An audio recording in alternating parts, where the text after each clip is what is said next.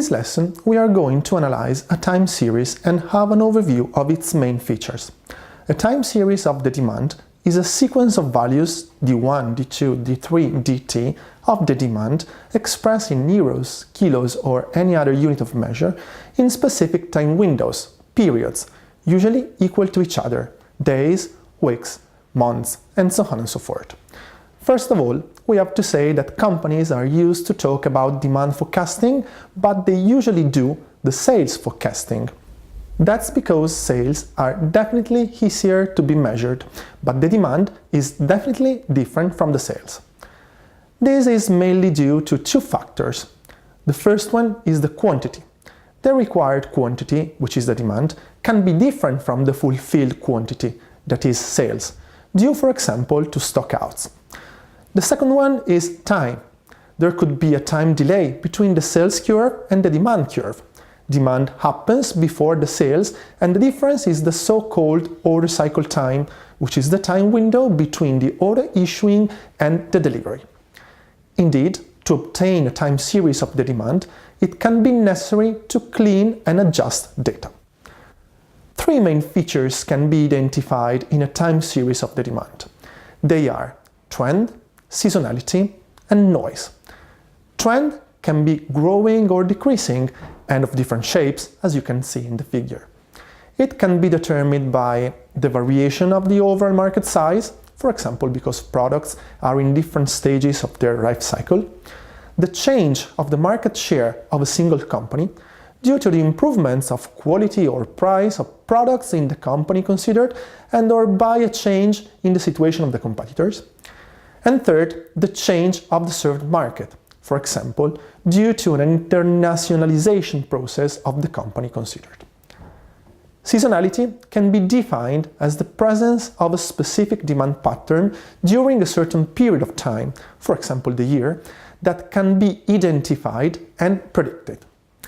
The main factors that determine seasonality are climatic, for example the seasons in the apparel or the food industry, costumes, for example Christmas and back to school, cyclic promotions, sales for the end of season products.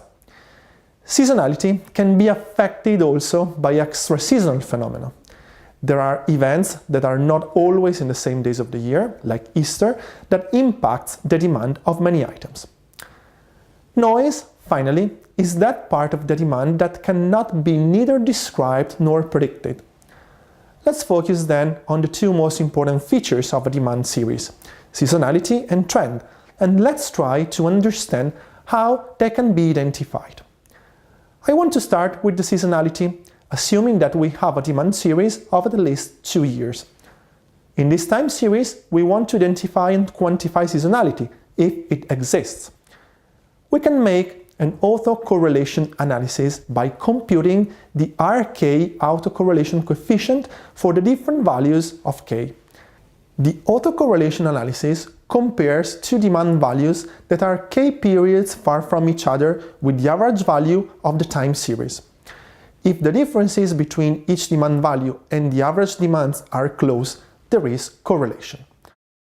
The correlogram can be got by representing on a graph all the values of the RKs we got according to the temporal leg K. If for any value of K higher than 2, the function has values higher than 0.5, 0.6, we can assume that the time series has a seasonality with L equal to K. In this example, L is equal to 12, so there is annual seasonality. L is the pace of the seasonality. With regard to the trend, we can use the regression analysis to identify and quantify it. We have to identify the function y equal to ft that best suits the time series. It could be, for example, rectilinear or a parabola. In order to eliminate and or reduce the seasonality and the other irregularities in the demand data, the time series should be filtered by a key period moving average with an appropriate K. The bigger the K, the more filtered the time series.